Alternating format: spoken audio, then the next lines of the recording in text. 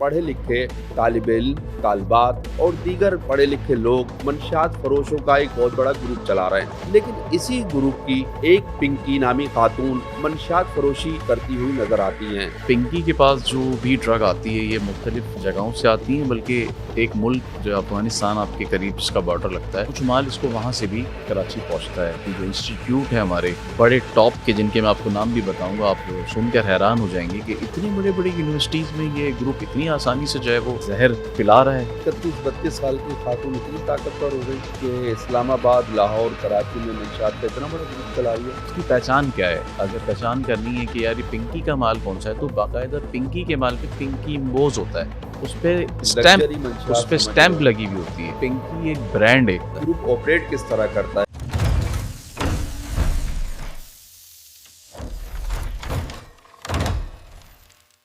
एक पिंकी नामी खातून मंशियात फरोशी करती हुई नजर आती हैं। कराची से इस्लामाबाद, इस्लामाबाद से लाहौर में ये नेटवर्क चलाती हैं। ये नेटवर्क किस तरह ऑपरेट करता है, senior crime reporter Zuheb Jeddah हमारे साथ मौजूद हैं। हम उनसे बात करेंगे कि नौजवान लड़के और लड़कियां मंशियात का ये ग्रुप किस तरह ऑपरेट करते हैं। जेजा, पिंकी क्या है? ये पिंकी ये पिंकी, कुछ लोग जो है वो कमेंट्स में मेरा ख्याल है कुछ और समझ रही हैं। पिंकी कोई उसकी मेरा ख्याल है कि वो उसे खातून अव्वल कुछ लिख रहे हैं। ये वो नहीं है, ये एक पिंकी ड्रग डीलर है, ठीक है। और ये बेसिकली गुलशन इकबाल में रहती थी, लेकिन अगर इसके मुस्तकिल पते की हम बात करें तो ये कसूर की रहने वाली है, ठीक है। कसूर पंजाब का जो इलाका है, कसूर वहाँ की रहने वाली है। और ये काफ़ी अरसे से कराची के स्कूल, यूनिवर्सिटीज़ और इंस्टीट्यूट हैं, उसको उसने हाईजैक किया हुआ है। अच्छा, हाईजैक कैसे किया हुआ है ये मैं आपको बाद में बताऊंगा, लेकिन एक बात जो मेरे जहन से निकल जाएगी वो ये है कि इस ग्रुप की वजह से एक डॉक्टर महाशेख थी, ठीक है। डॉक्टर महाशेख को भी इस ग्रुप ने इतना ओवरडोज कर दिया था कि वो अपनी जान से हाथ धो बैठी थी। ये मैं बाद में बताऊंगा कि डॉक्टर महाबलूच कौन है और उसका केस क्या चल रहा है और केस में क्या पेशरफ्त है। अब आ जाते हैं पिंकी पे। अच्छा, पिंकी के पास जो भी ड्रग आती है ये मुख्तलिफ जगहों से आती हैं, बल्कि एक मुल्क जो अफ़गानिस्तान आपके करीब जिसका बॉर्डर लगता है, कुछ माल इसको वहाँ से भी कराची पहुँचता है। पेशावर से होता हुआ आपके कराची आ जाता है।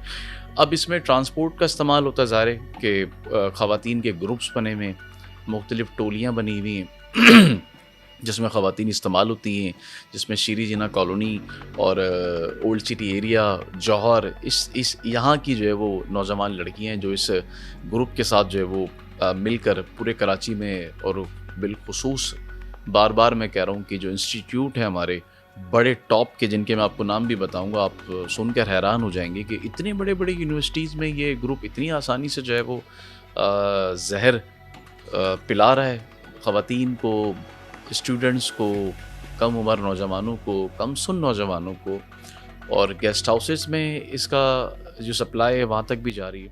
अब ताहा होता क्या है अब ये माल जब पंजाब से या पेशावर से कराची आता है तो ज़ाहिर है ये खुफिया खानों के ज़रिए आता होगा ना। ऐसा तो नहीं कि आप उसे गाड़ी में डाल के ले जा रहे हैं, या खातून अगर वो अपने बैग में भी ले जा रही है तो आपको पता है ना कि पुलिस और जो सिक्योरिटी फोर्सेस भी जो खड़ी हुई होती हैं, तो फैमिली को देखकर वो कहीं ना कहीं थोड़ा सा एहसास करती हैं, आपकी चेकिंग नहीं करती है, आपकी गाड़ी की तलाशी नहीं लेगी।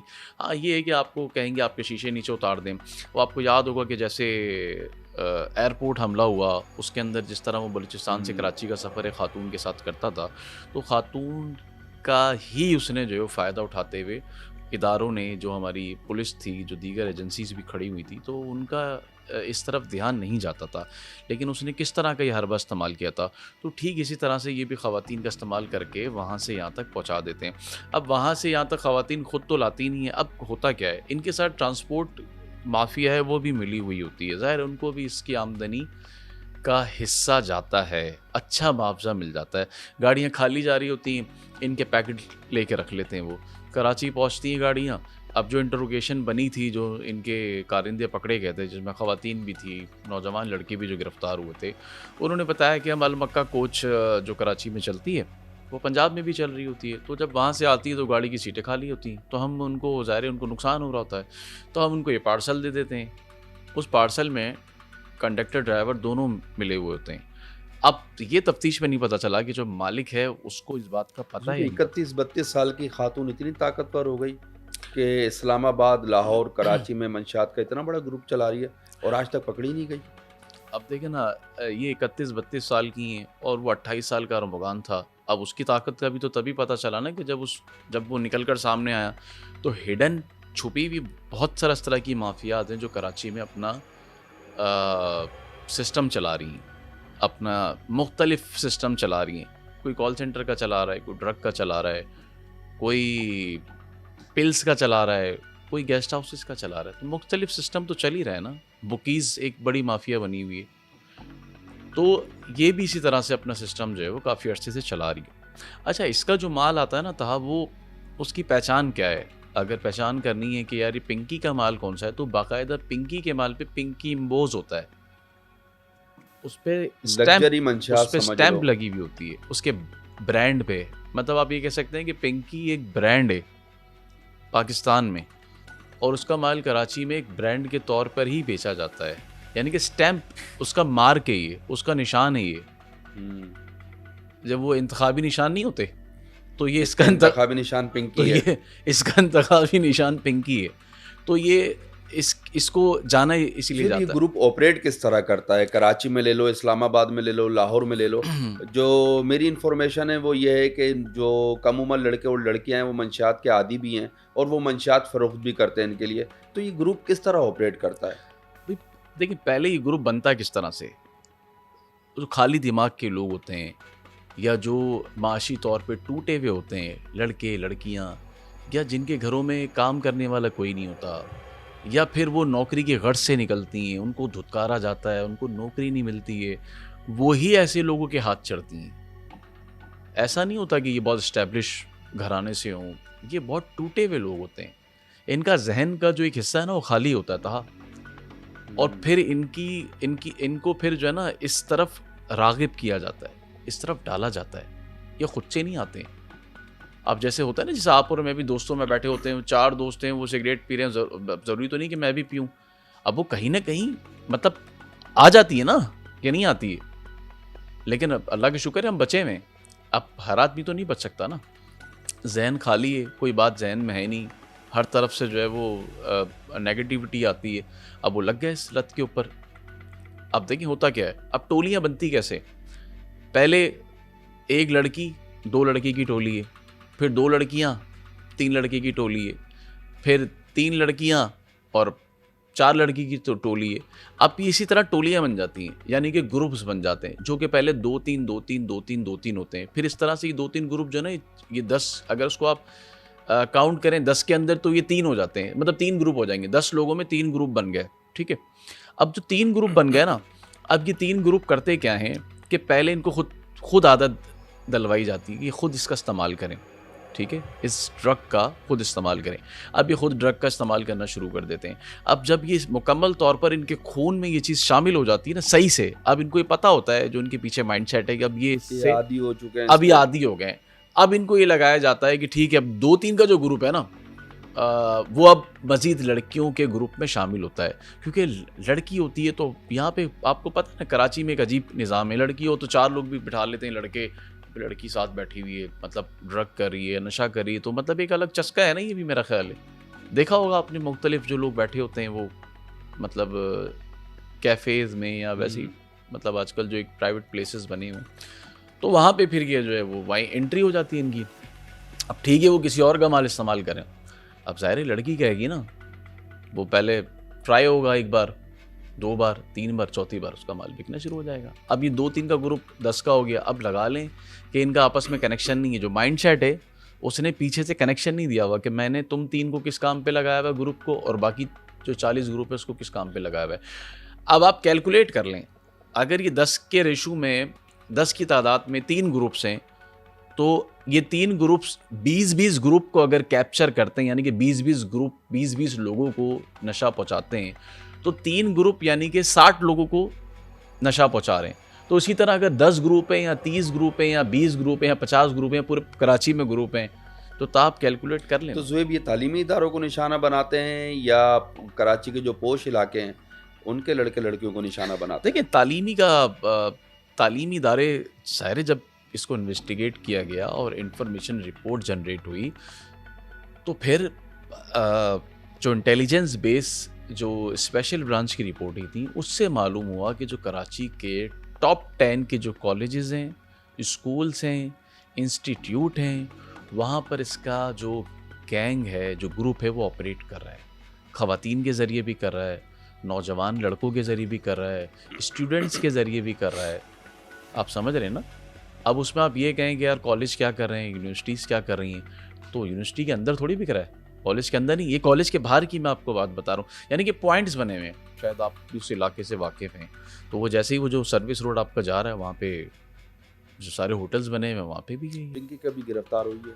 पिंकी दरख्शा थाने में उसकी FIR हुई थी और एक मरतबा वो गिरफ़्तार हो चुकी है, लेकिन उस पर FIR बहुत ज़्यादा हैं। हर FIR में वो नॉमिनेटेड। थोड़े दिन पहले उसका भाई भी गिरफ़्तार हुआ था, वो माजिदा परवीन SP सदर लगी हुई थी, सॉरी माजिदा हाली पोतो, सॉरी। तो उन्होंने इस ग्रुप के ऊपर काम किया था कुछ, लेकिन ज़ाहिर है वो मेन हैंडलर तो वो खुद थी। पिंकी कराची में मौजूद है? पिंकी कराची में आती जाती है, आती जाती है, आती है चली जाती है। जिस तरह के एक टॉप का गैंगस्टर था, वो आपको बता रहा था कि मैं यहीं पर मौजूद हूँ, हालांकि वो यहाँ पर नहीं है। पिंकी भी यहाँ पर आती जाती है।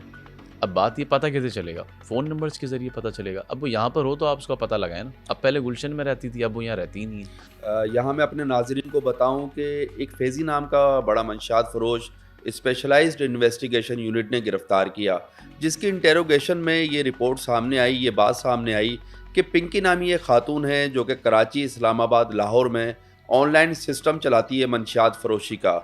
इसके ग्रुप में 20 से 25 लड़के और लड़कियां शामिल हैं जो कि लाहौर में, इस्लामाबाद में और कराची में तालिब इल्म को और जो तालीमी इदारे हैं या बड़े कैफ़ेज़ हैं, वहाँ पर मंशियात सप्लाई करते हैं। तो ज़ुहैब ये फैज़ी भी गिरफ़्तार किया है। फैज़ी की गिरफ़्तारी की इंटेरोगेशन में ये रिपोर्ट सामने आई है, इनके नाम सामने आए, तो पुलिस इनकी गिरफ़्तारी में कितनी दिलचस्पी का मुज़ाहरा कर रही है? देखिए ना, पुलिस दिलचस्पी का मुज़ाहरा ना भी करे तो ये कोई नए ग्रुप तो है नहीं। तो पिंकी भी अगर पिंकी नहीं पकड़ी जा रही तो क्या हुआ? और बहुत सारे लोग पकड़े जाने चाहिए। तो जितने भी पोश इलाके में जो कैफ़ेज़ बने हुए, वहाँ तो अभी भी खुले हम सारी। अब मुझे एक बात बताएं आप, SSU एक महकमा है, बहुत अच्छा महकमा है, VVIP प्रोटोकॉल के लिए बनाया हुआ है।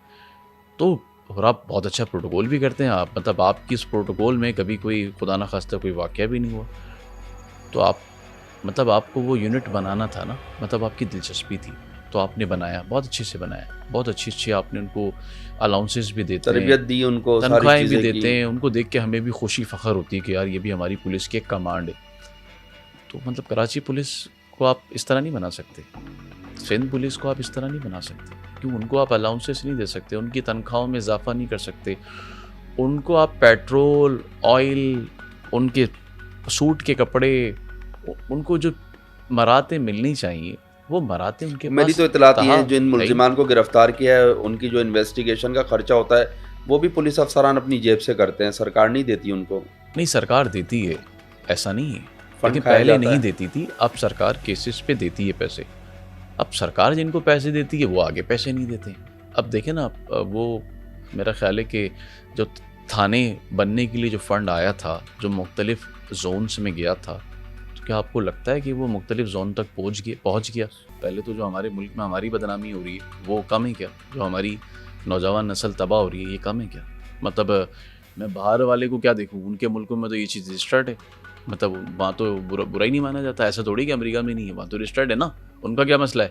भाई मेरे मुल्क में मसला ये है कि यहाँ तो पीने के बाद वो जहाज़ बन जाता है, उसको संभालना मुश्किल हो जाता है, ठीक है ना। अब बहुत सारे सब्सटेंस ऐसे हैं जो मेडिकल में यूज़ होते हैं आपके।